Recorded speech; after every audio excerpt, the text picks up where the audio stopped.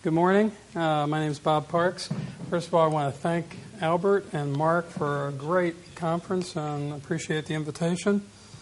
I'm the managing director for IDA Washington, which is I won't be able to stand under that light, which is a new office which we're really proud of. It's the culmination of 20 years of hard work that we've been able to get to the point where we actually now have a staffed office in Washington, D.C., talking to Congress and federal agencies. It's a testament to a lot of groundbreaking and hard work that's been done over a long period of time. And it gets us to a point where we can raise the level of discussion. I'll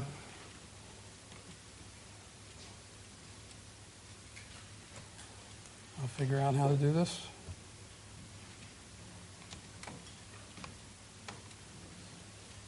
Spacebar or?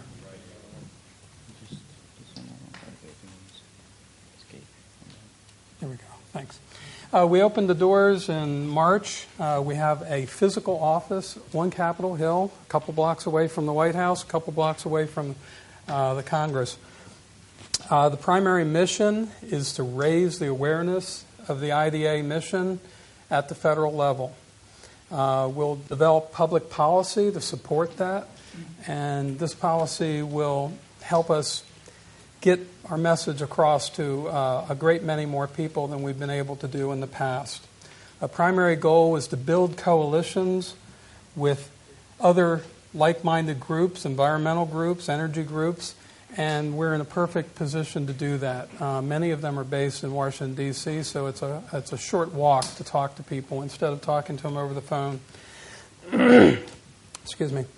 Another important part of our mission is to raise funds for research. It's one of the things that the more you look at what we need more than anything else as a group is to have the scientific research behind us. There's been so little research on important issues like when do you light highways? Does light at night affect human health?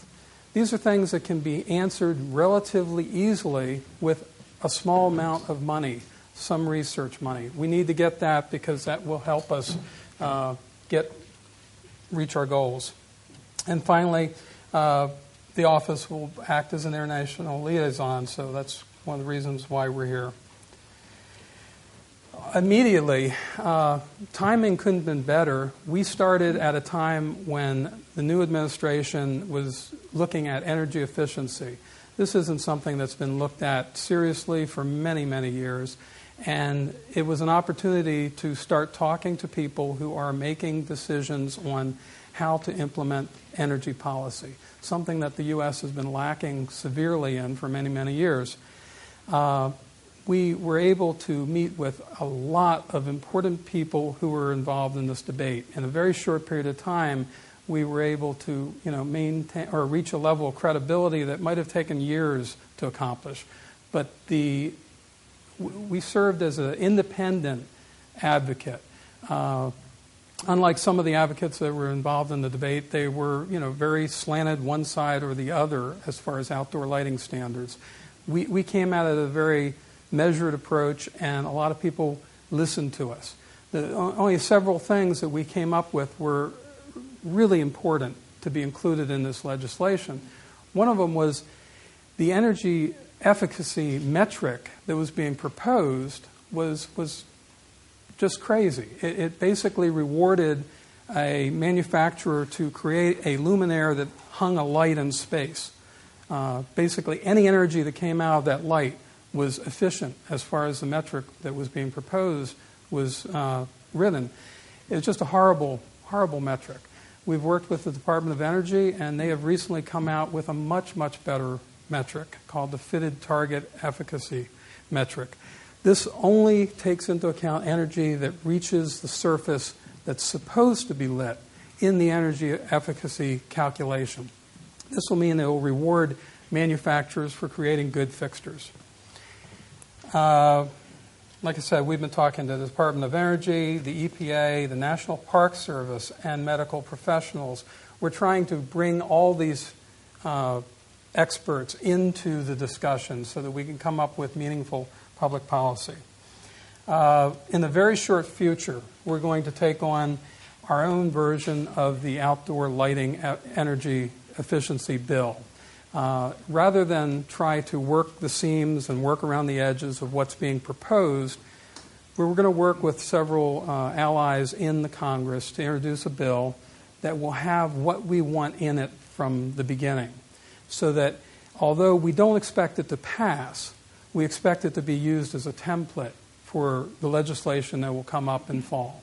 That way we can be brought directly into the debate once it reaches conference. I think this tactic might, get us a lot more attention than if we just tried to work with our advocates and our partners. Excuse me, Ken.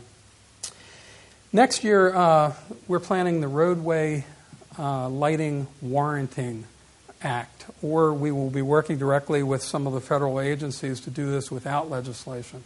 This is something that Tucson has been working on for years.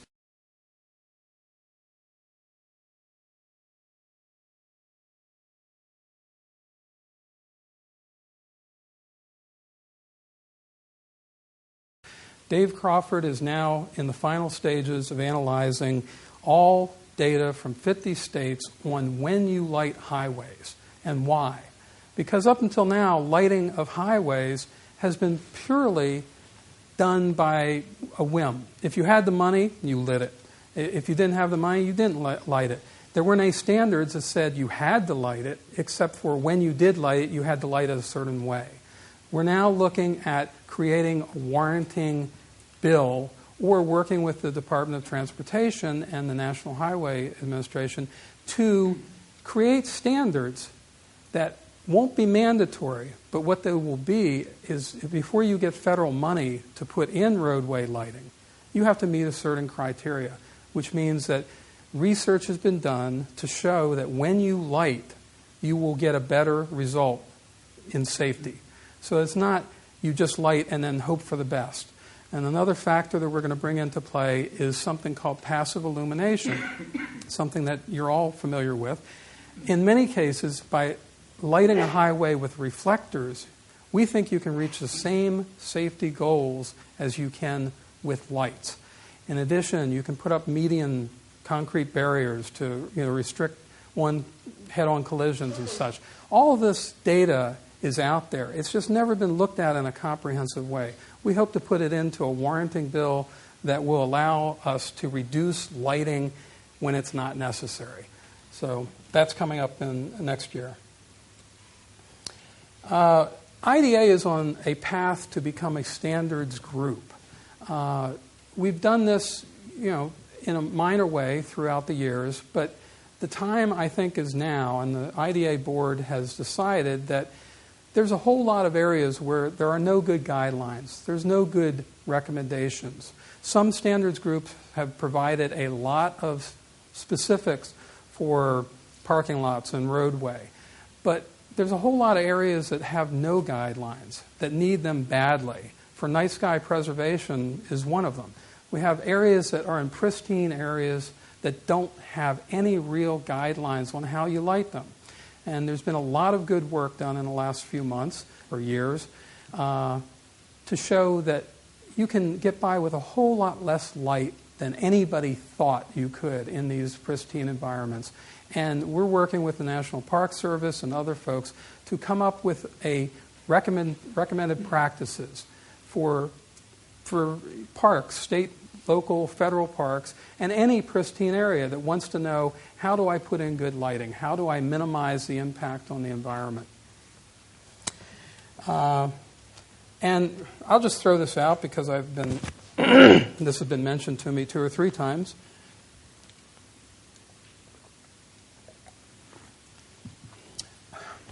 One of the hits that IDA has taken over the last few years is, I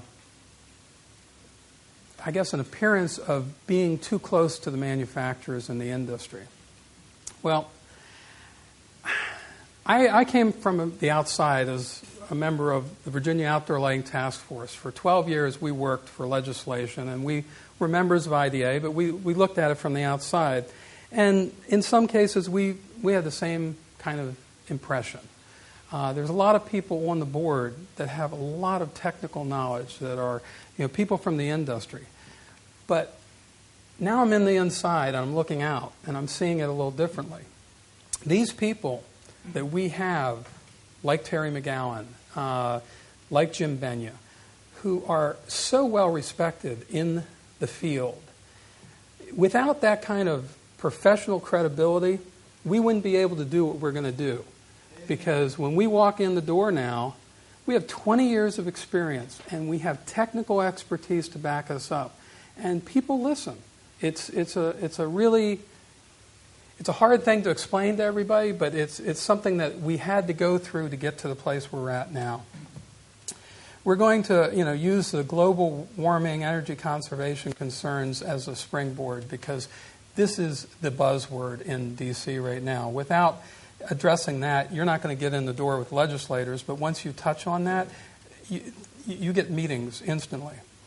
And we're going to approach this with scientific research as a basis, not consensus, not groups, just sitting around a table and saying, this level ought to be right, that level will be right. We're going to go out and get the research necessary to be able to support any recommendations we come up with.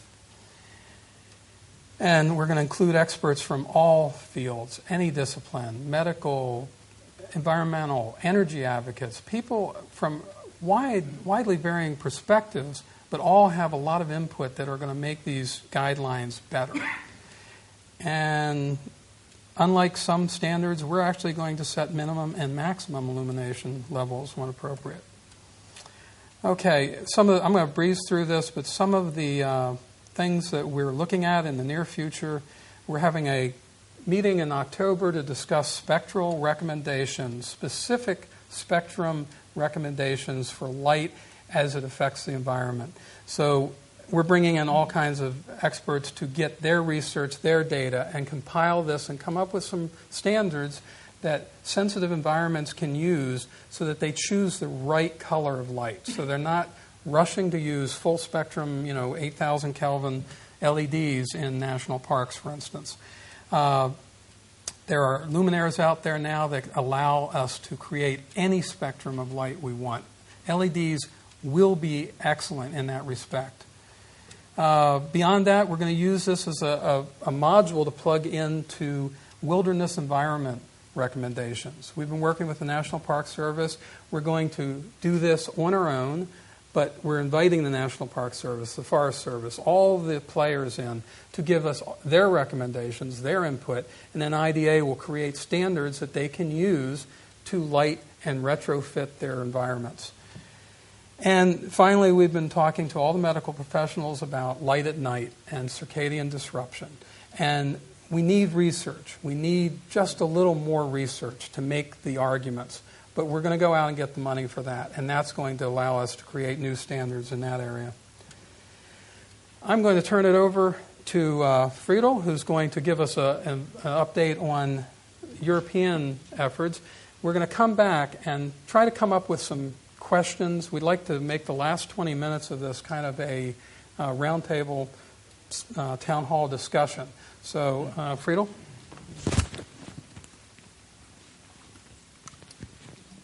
Thank you. I have to start another presentation meanwhile.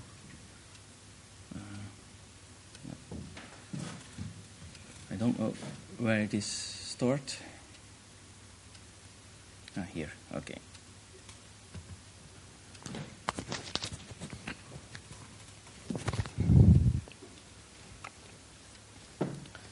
That will immediately pass. Okay. Starting here, there are a couple of topics we want to handle today. And not losing time, I will starting a little bit faster. First of all, I want to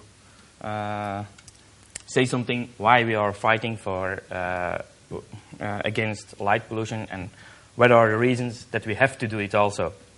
First of all, there are ecological consequences because of artificial lighting. And we have seen already several today. There are several. Here you see several examples also from previous conferences. There's also the aspect of energy consumption, what is currently very important because of the Kyoto norms and so on.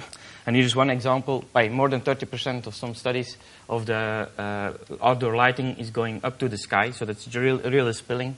And there's one example of a city in Belgium that signed the Kyoto Protocol, and in a couple of months they reduce their energy consumption with 6% only by doing small changes to their public lighting. So it's possible for the municipalities to give in that way a good example to the people from how you have to do something on energy reduction. When the government doesn't give the right example, the rest of the people doesn't want to do it also. Of course, the night sky. Science can be not done seriously when you doesn't have a serious night sky. Astronomy promoting is difficult. You will not attract new people loving the hobby of astronomy when they don't see the stars. And in fact, it's the role of the astronomers to be the canary of light pollution in the minds. Also, the night sky is a part of our natural environment, is a part of our natural landscape, and also part of our heritage. About that I came back later more. And all the technical solutions exist, so we can do it. We can lighting areas where we need it, not all the other places, and when we need it, in such a way that it doesn't harm the sky too much. In fact, our job is changing the market in such a way that the market requests only good lighting, and in that case also the lighting industry will produce only good lighting. When the market expects bad lighting also and requests it also, then the industry will make them also. So it is our job to change that market. That can be by legislation, that can be by raising awareness and so on, but it's our job to changing this market, and then we will making progress. Okay, for the rest of the meeting, this is in fact an IDA Europe discussion meeting. And that's also the reason why Martin is also there. He's also a board member at IDA from Europe, and Bob Parks will help with moderating this stuff. So on all the topics that come now, when there is something that you want to say about it, raise your hand, say it. All the suggestions are welcome, and Kim is taking minutes about all the things that are said, so we will use it afterwards also. It is not said for nothing. The guys in Second Life can send an instant message to this avatar, and then there will be a guy there upstairs that will be pointing that also to us. First thing we want to mention is an initiative of Starlight Initiative, an international organization. And why it is interesting, that is because a lot of very big international organizations are working there together on the topic of light pollution. You see here several parts of UNESCO. IUCN, there's the International Union for Conservation of Nature. Also the Council of Europe is participating. So all big organizations, and of course also IDA, are participating in this initiative. The first start of this initiative, that was already in April 2007. There is a very big conference book about this conference. It's about this, with a hardcover. And in fact, and there is also decided a very good declaration of the rights and World Heritage aspects for Starlight. You can request to get this book by just for the mailing cost. The rest is free. And it's a very useful tool to go with that to your government, for example, because all these organizations have done their presentations or proceedings about from it. And it's very powerful tool when you go to a book and UNESCO is supporting us and IUCN is supporting us, then you are directly much more stronger in your discussion with this government than without this support. There was a second meeting in Fuerteventura last year. There were several people, Martin and Andreas were there also. And several documents came out about that, and I will pick up the most important aspects from there. As they defined a definition of light pollution, and this is light pollution is an international introduction by human, directly or indirectly, of artificial light into the environment. In fact, last year we did a discussion about the light pollution definition, and there it's any increase of the lighting levels because of artificial lighting. This doesn't say much different, but this is made by some lawyers. So this is much in the international legislations and so on. It's quite the same as for other types of pollution is adopted in several international legislation. So for that reason, it's a very good definition to work with. And another important aspect is that it is used now in a document of the UNESCO. And what we noticed the years before is that several governments say there is no international recognized definition of light pollution, so we define it as following. And at the same moment, they limit already the possibilities on what they want to work out their policy. No, they can't say that anymore. It's this definition, this international recognized definition. And it's keep everything possible related to light pollution open, so they have to cover everything. And for that reason, this is a very important definition. There's also a lot of things in this document, and you can download that from this site, about funding and resources, especially for awareness campaigns and education. And UNESCO, it's asked to the World Heritage Committee to ask to all the member states to provide finances, especially for that. Another important aspect there is astronomy and World Heritage. What is happening there? Several years ago, they want to protect as a World Heritage the whole night sky, but it was not succeeded. Why? It was not related to a property. Now, in the international, that's one of the conditions for a World Heritage in the definitions currently. But now they want to solve it in cooperation between the International Astronomical Union, Starlight Initiative, and UNESCO by this initiative. And there they want, on places where the view of the night sky is important for this World Heritage, they want to protect the night sky at the same time. One example is, for example, Stonehenge. But it can be also the big current observatories, like the observatories in Chile and things like that, can be adopted then as World Heritage, including their sky. One of the first one will be this location in Takapamir, in lake in New Zealand.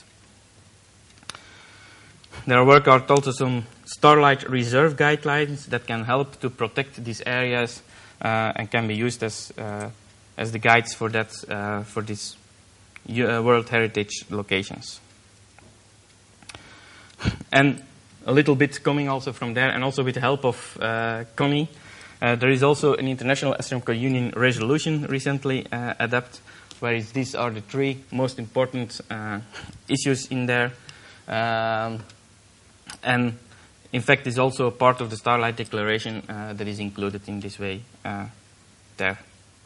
I think it's also an important step forward in support. Okay, now we come to the worldwide IDA topics. That are the items we want to discuss. First of all, we have a new logo. This was an old one. It was a nice painting, but a little bit too complex for a logo. But it say everything where IDA was standing for. I can believe it was a hard job to create a logo that is always implementing all this stuff where IDA is standing for and is more a logo. So that's the result. I hope you like it, because the next year we have to do it with this. And then Kim told already a little bit about this yesterday. There is a new vision statement. I mention here only the things that are changed between the previous version and this version. And is in fact, in this part, this is now put in a positive way.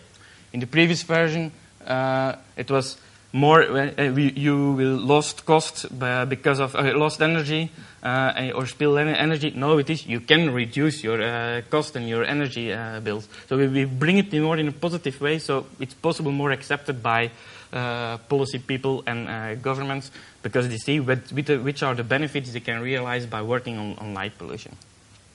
The order is also, there are something new aspects in. There is more worked here to the economical benefits, not only the energy savings, because cost reduction is important for the municipalities. There is more attention to astronomy also in relation to the previous version.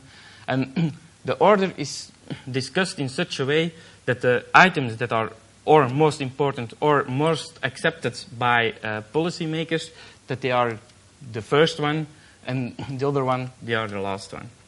So in that way, when the people start to read, the things that are possible, most interesting for them, they read it first, and then they will reading also to the end. In the opposite way, it's more difficult.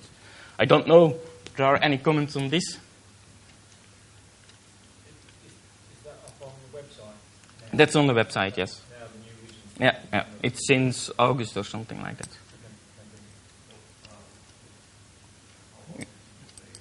What? It discussed it in the board of directors. Yeah, it was during a meeting that it was discussed. So. Because one thing which comes to my eye for the campaigning, I think putting the protection of human health last. Well, that is one of the aspects that is discussed a lot about it. And the reason for that is, and I accumulated on that, one of the reasons, there is currently done a lot of research, and a lot of results are known from in lab situations, but not always from the street light situation. And there are now clear indications that this will have impact on it, but the proofs are not yet there. And for that reason, they choose to put it a little bit lower, because that aspect need to be cleared out more before we can put it higher. Yeah.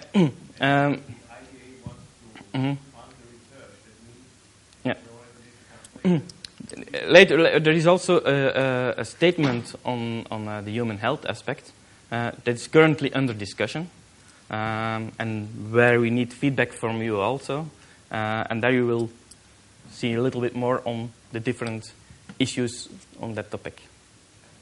Jon? I would follow Winter, because protection of the human health is very important for politicians, because they are responsible for the public, and they have to take into account the precaution principle. As long as we don't know if there is danger or not, we should take every measure to prevent possible danger. The precaution thing, that is something that exists very well in the European Union. It seems to exist less in the rest of the world. So. Comment on that? We would love to be able to take the same approach that Europe's taken, because I think you have a history of being very proactive on health issues. You do err on the side of caution in almost any situation. Unfortunately, in the U.S., without solid research to back it up, we can't get groups like the Health and Human Services or EPA to act. And that's why we have a proposal for a study right now to research what the dose of light at night is that is required to cause any sleep disruption, circadian rhythm disruption, and we're so close. I mean, it's a couple $1 million of research money, which for the federal budget is like pocket change, and we've got to get it. We've got to get it done quickly, because it is a concern. It's a concern everywhere. But with that research, I think we can move stronger and further. And also that precursive aspect, came back on that in when we have it on about the human health statement. Isn't it possible that we change the order if we go to the European Commission or the local governments in Europe? Well, this is a vision statement for the whole world.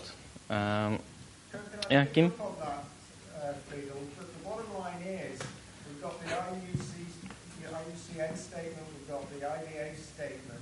What's clear from my interaction with people is that people have their prejudices and want to see a restructuring of the statement and where these individual button values appear. I would suggest that given the people you've got here and the variety of intellect, you ask them to choose a list not of 9 but of 10 in the order that they would prefer, and you'll get then feedback.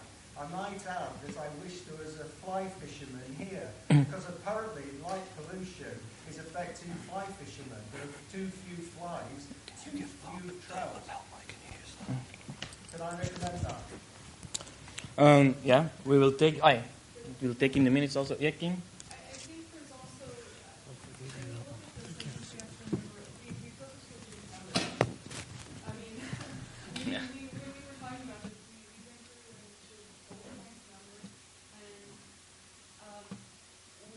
we purposely did not number these. I think what you're saying is that in every community, these values are going to be different.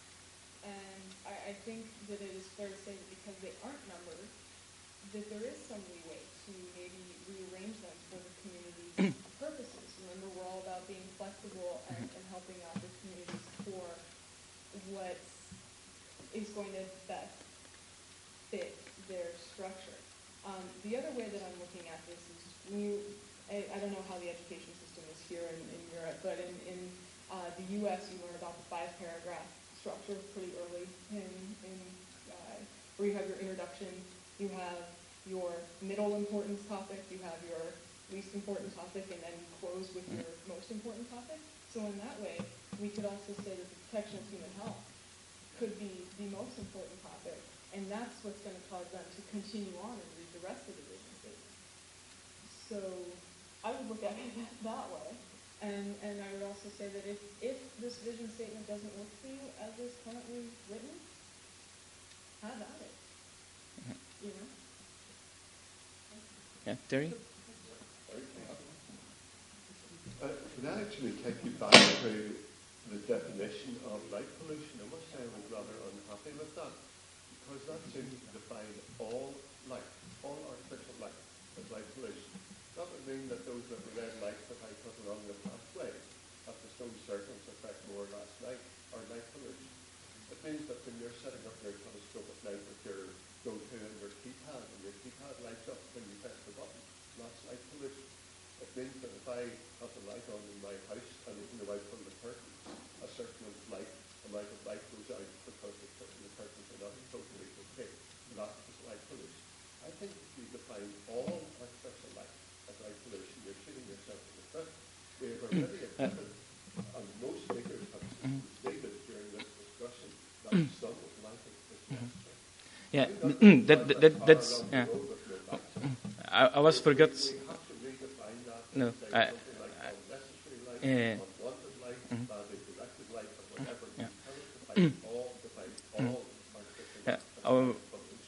I was forgot to mention that at that moment, but there's a second part in the same paragraph in this thing that is saying yes, we recognize that there is a need of lighting, but it's the same thing.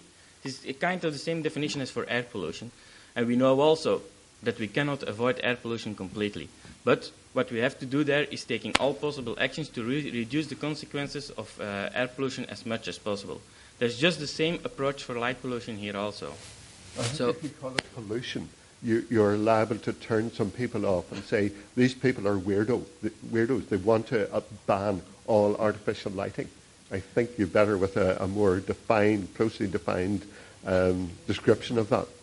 Could I ask to turn it unnecessary light at night? That's all that we need. There was a lot of discussion about this, and in fact, that's again the same aspect. When you just define it as necessary lighting, then you have to define in that statement also the necessary light. Plus, it is not usable anymore in the same way in legislation as for the other definitions of pollution. This is quite the same as any type of definition of pollution used, like for air pollution and so on. That's the reason that it is mentioned in that way. In fact, by the note that is added, there it is said that you has to reduce it to that number of light that is necessary. That's one of the aspects of how you can reduce the impact of the consequences as much as possible. The second part of the statement, what is mentioned in the statement, but it's not anymore a part of the definition, is mentioning very clear we need light on the places where it is necessary. It is the meaning that we can reduce the consequences of light pollution as much as possible.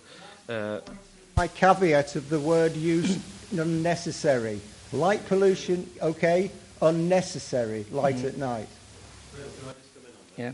I was actually one of the people that's responsible for this definition here. Now, as you know, I'm a lawyer, and I come from a common law jurisdiction. So we are very particular on the meanings of things. And I'd certainly say that trying to find a single working definition of light pollution or some other similar expression that covers absolutely everything that we want it to cover has proved extremely difficult. I mean, I have sat down for hours and hours and hours to try and work out what I think is something which just hits the right bases. Now, this definition here, yes, you could say, is extremely wide and potentially makes any artificial light a form of light pollution. But what I would say in defence of this particular definition is that this is something which opens the door. It actually says that what we're doing is we're giving a wide definition here so that you've got any form of light could potentially be a problem light. Now, I agree with what people are saying here, that surely what a definition needs to have is any unnecessary light or light outside of the area it's intended or over the strength it's intended to be amounts to light pollution. But then you open a very big can of worms. What is unnecessary? Because if you ask one person, it's completely unnecessary, and somebody else will know, I actually am saying that I need this level of light for these following reasons. And then you create that debate, that ambiguity, and then the actual definition itself is suddenly worthless. So if we actually take a wide definition like this, that is then followed with, and this is how we're expecting it to be put into effect, in other words, it's a two-tier mechanism, then that, I think, should work. So I actually think, and this is through years of trying to agonise through, trying to find a nice, clear, succinct definition that does only what it's intended to do, that catches only the lighting that it's intended to catch. I think this is the best thing that we can do. If anyone else can come up with something better, then please let me know. Yes. No, indeed I was. But the problem is, again, it's subjective. How about Johanna up top? The definition we're talking about is the Starlight Reserve definition. That's not the IDA definition. Yeah. So Indeed. does everybody understand that we're talking about the Starlight Reserve definition right now, not the International Dark Sky Association's definition of light pollution? Yeah, this is the definition which we were discussing in Fuerteventura in March, which I think took probably half an afternoon to actually debate. It did take quite some time, didn't it? And that was done March this year. But that, you see, the problem is, I mean, the articles which I've written on light pollution and the law, I often start off with the fact that there are several definitions or a series of definitions. And, of course, a big problem, if you're actually trying to get some form of influence in law, then the very first thing that you've got to do is to say what it is you want to do and to provide some form of definition. So for years now, I've advocated that we could try and have some form of global definition of light pollution. It may not be perfect, but if it's something that we can all compromise on, that we can all accept that that is a definition that we start with, then light pollution in Spain, in America, in the United Kingdom, in Ireland, in France, wherever, is accepted to mean the same thing. Because, of course, light pollution is a global problem. And we need a global definition so that we as people of planet Earth can actually fight this particular problem using the same terminology. In other words, we're all singing from the same hymn sheet. And that's why trying to find some form of single definition that we can all be reasonably happy with, I think is really is first base. Up in the cheap seats on the left. Sorry, Paul, can you? I probably don't read it, do I? I was saying it would be helpful. It would be helpful to have this thing that say that this is how such definitions are. You know, when you mentioned about air pollution, that would save these complications of saying, well, all light then is polluting. The similarity with other pollutants. Well, this is precisely where we started in Fuerteventura, because, of course, light and noise in particular have got so many parallels with noise as a problem. So this is really why I think IDA is so important, because light is a global problem. So why reinvent the wheel? If you've actually got sort of fact sheets from the IDA, if you're actually in a particular country somewhere and you want to get your own fact sheet, why not either use the IDAs or start with the IDAs as a basic template? Similarly, with the definition of light pollution, what we decided to do was to say, okay, how are pollutants actually defined on the international level? Let's look at this, because, of course, there's always a reason for something. So you may think that this definition of light pollution here is strange. You may think, well, how can all light actually be light pollution? Well, these are the reasons why. Because this opens the door. This allows problem lights to be a potential light pollution. The more you define something, the more things can slip through your definition. That's the problem. Can we move this into a wider discussion? Maybe take one more question on this up in the front. Yeah, I just want to say, you think of air pollution as a comparison. It's the pollution that's bad. Air is good, okay? So light pollution is the polluting thing. Light is good, per se. Okay? Okay. Let's... Martin started talking about this. Let's broaden this out as a discussion of IDA's role internationally for you. There's been a lot of discussion, but I'd like to get your input on, do you think that IDA serves an important role? What role should it be? And how can we work with you? So I would love, any questions, any answers from anybody at that point. Up front. Not a question, but a remark. I have now the difficulty. We have different definitions of starlight reserves or dark sky parks and so on. And I think it would be very important to get one international classification for this. You have, for instance, Kim has not mentioned, for instance, the Borrego. Torrance Pelens National Park Reserve. So there are so many different, and I think it was the first one that was made. Different definitions, and on international scale it would be important to have one definition. So there should be there should be a close cooperation with the Starlight Reserve and International Dark Sky Association. Okay. Yeah. Kim? That's exactly what we've all been talking about, actually. We've just... The Royal Astronomical Society of Canada has come to us as well, and we're working with them on integrating our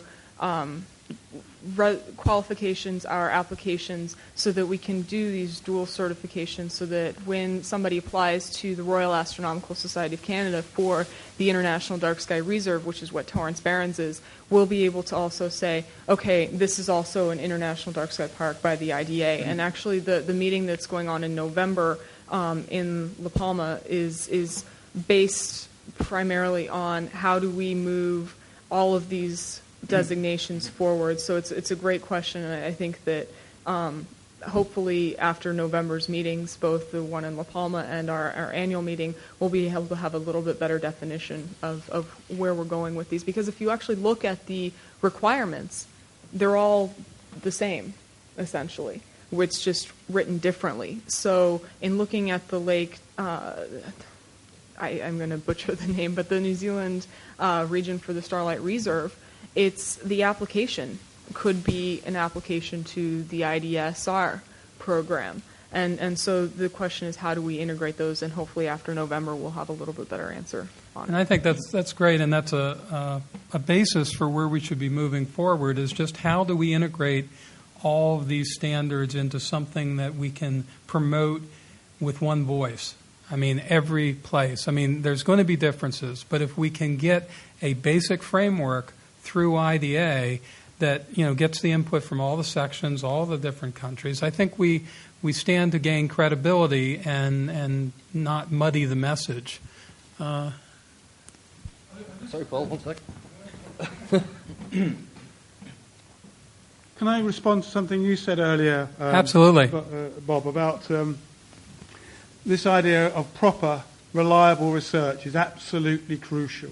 It really is. That was the point I was trying to make in my talk, that the stuff that's been done is highly suspect and we need better. And it will. And do you share my frustration at how relatively inexpensive this research would be, and that it hasn't been done? And I think that's what IDA needs to be to you, is that we need to be that conduit that goes out and finds that funding, because individually it's very difficult. We're talking millions of dollars, but in the grand scheme of things, in the industry we're talking about, it is sofa change. I mean, this is very small money, and we need to find those. I mean, this is going to sound really strange, but we're going to get that money from the people that most IDA members loathe, and that's the manufacturers. And we're going to leverage our expertise and our years of partnering with these folks through, you know, and standing up to the egg throwing, to get them to come back and collectively put money into the pot to get this done, because they're not doing it individually. We need to push them to do it. Yeah, can I just come back on that? I mean, yeah, you're right. The millions could save, million here, could a million save there. billions or trillions. Sooner or later, you're basically. talking about real money. But I do think there is a problem. I mean, it's a problem not just in the lighting industry, but industries generally. They tend to like the research which supports their cause, and this is something that needs to be independent. Generally independent, because you don't need very small biases. If we're talking about 10% reductions here and there, you can get a 10% bias which will kind of destroy that. You know, so it does have to be done very cleanly, very properly, very thoroughly. Peer reviewed, independent peer review. Well, it depends who the peer reviews are. I mean, there's all sorts of things in like we know quite a bit about other things, particularly the pharmaceutical industry gets a lot of stick, and it's well known about some of the goings on there. Right. So we do need to do that, because otherwise you could sink the whole thing by having. I would encourage your support, but also your questions, answers, getting involved in the process, because this is a focus for us in the near future. Without having a conversation, just extending from that, I mean, I do appreciate we need experts in lighting, but they must remain experts in lighting, not of the effects of lighting. For example, I know of lighting engineers who go and talk to the police about crime prevention through lighting. And they have no idea. It's like me talking about, I don't know, stone circles or something like that. You know, they do not have the... Agreed. They have not done, they should not be doing that sort of thing. So they stick to their level of expertise. Thanks. Can we skip down to the front row? Yeah. And I suppose after that we can go to the next subject. Otherwise, we are still busy this evening. Yeah, it's about two things. First, research or not. Yes, research, but not as a kind of delay of action. So we need action before we have done all the research. It's very important. We need action before we have finished the research. Otherwise, the action will be delayed forever, because there's never a final answer in the research. Yeah? Very important statement. And for the research, I think it's very important that on the European Union level, we have an effective way of communicating with Europe as a whole. And for that there was an initiative, which is now, I don't know, Friedel, please remind me, it's so long I've forgotten everything, for a European organization, and this has completely come to a standstill. And for many reasons, the visions, the money from the European Union, acceptance at the European level, we need something. And I'm starting to feel like a colony for many reasons, also related to the year of astronomy. I'm starting to feel like a colony of IDA, and I think other people are also starting to feel like that. That's maybe some of the reason why we have lost the southern part of Europe to a large degree this time. So we need some action there.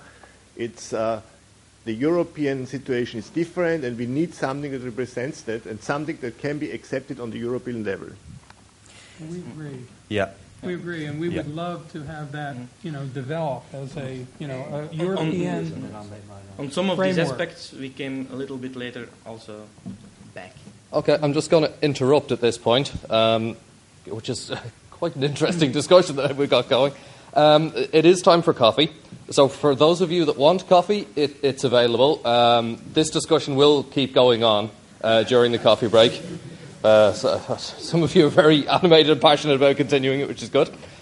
We also have some secondary school students with us today working on a light pollution project through some 3D software. They're in the meeting room upstairs, so if you would like to get your coffee, those of you who aren't staying here, to go up and have a look at what they're doing. But please remember to bring your cups back down again. That would be much appreciated.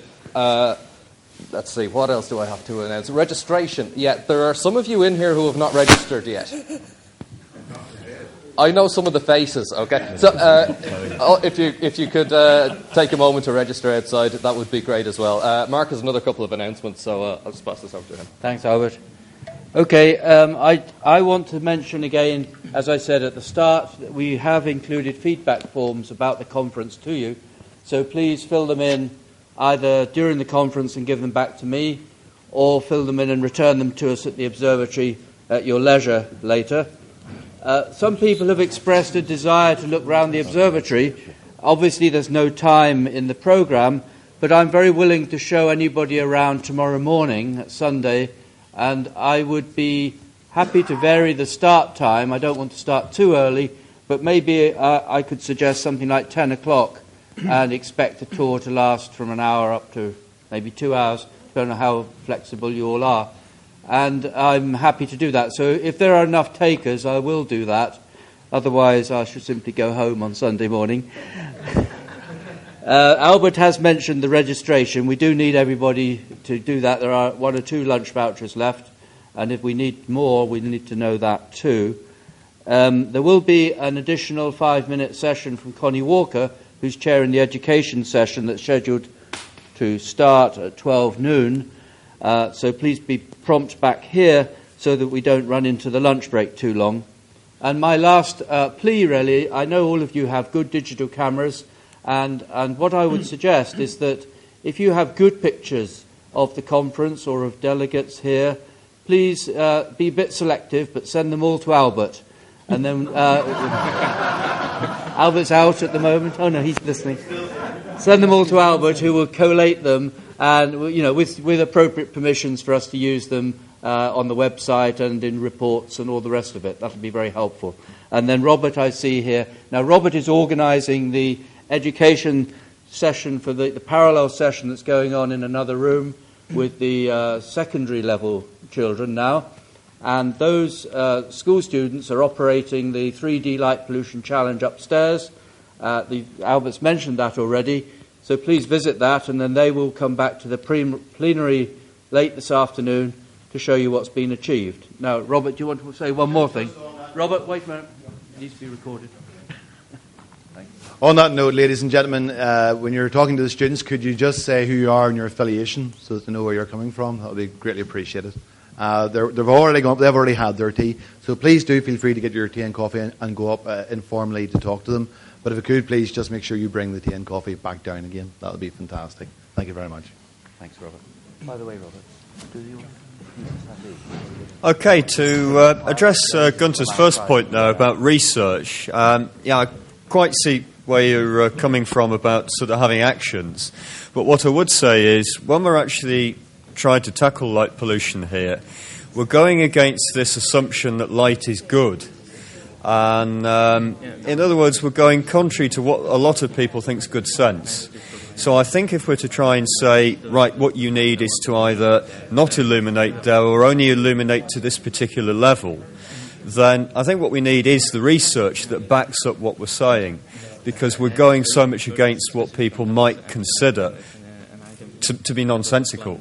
So I think we do need the research, and certainly on the human health, because, of course, people, the lady earlier on said, well, light's good, isn't it? Surely light's good. Most people seem to assume, well, therefore, the more light, the better. That's why we end up with so much light at night. And for light to actually be harmful to health at night, I think is such an important point here. And I think that if the research does bear this out, then it's something that we all need to know. But I think we've got to be very careful. I think the problem is not what is known in general. The problem is what people know that is known. So I think that if a balance between spreading what we already know, trying to find out new things, spreading is the limit. The communication of what we already know is the limit at the moment. And I experienced during 30 years it's only very hard. It's very hard to get the message out nowadays. Not already so that's why I put the research second. I'm a lot of fun doing research and I know how important it is. Well, I think maybe we should be communicating by email or something about what actions you want, because let us know. I mean, that's the same with research. What research does always plan to do it somewhere. And also request. Okay. Are you winding up there? I think we are. Good. Thank you. Coffee back and Coffee, cool. Yeah.